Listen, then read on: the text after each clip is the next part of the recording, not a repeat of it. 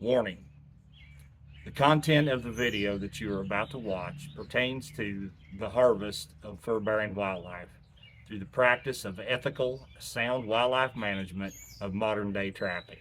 If this bothers you, if it triggers you in any way, shape, or form, please leave this channel now. Hey trappers, Dale Billingsley here, Billingsley Brand Lures. Guys, I don't have a whole lot for you today, but what I have is just some thoughts for you.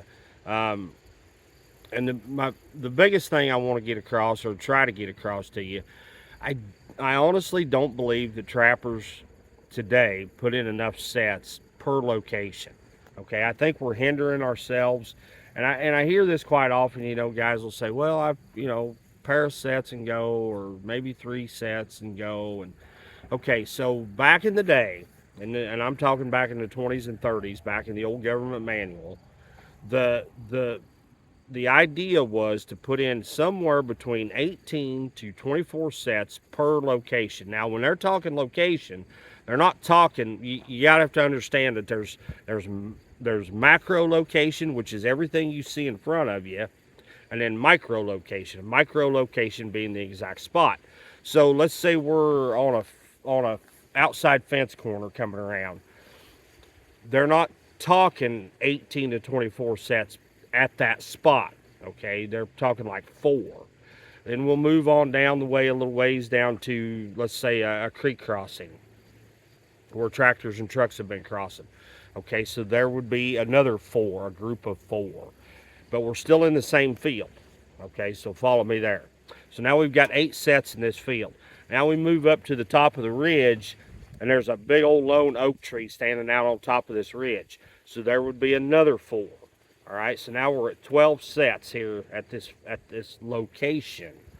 And when I said, like I said, when I say location, I mean the macro. All right, but we have 4 sets at each micro location. All right, does that make sense to you?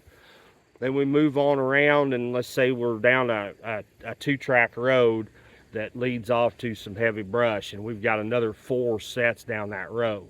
All right, so there we are. We're at 16 sets on this farm. That's what when I say that, I don't mean that you've got to put in 24 sets right here at this fence corner. That's not what I'm getting at. So I think a lot of times we hurt ourselves, we hinder ourselves by not putting enough sets in.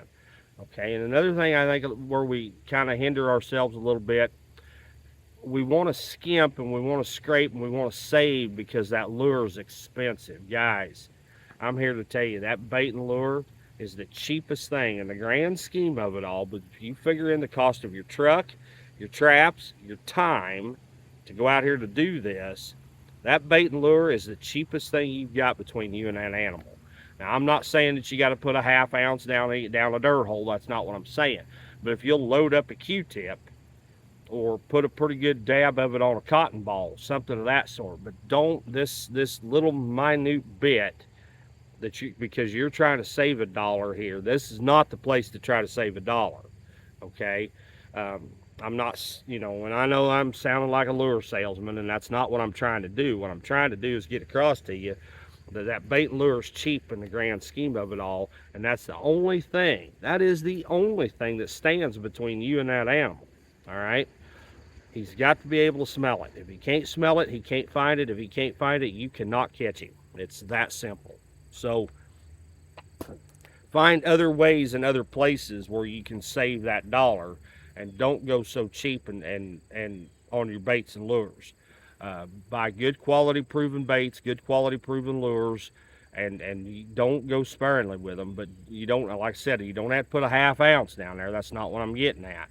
But don't be so tight that you're screwing yourself by that animal not being able to find your set, or maybe there's just not enough there to keep his interest, and he's just blowing right by you. So those are just a few things I wanted to touch on. We will be headed to the Illinois convention this weekend in Decatur, so if you happen to be over that way, stop on by and say hi. Until next time, this is Dale Billingsley with another one, signing out.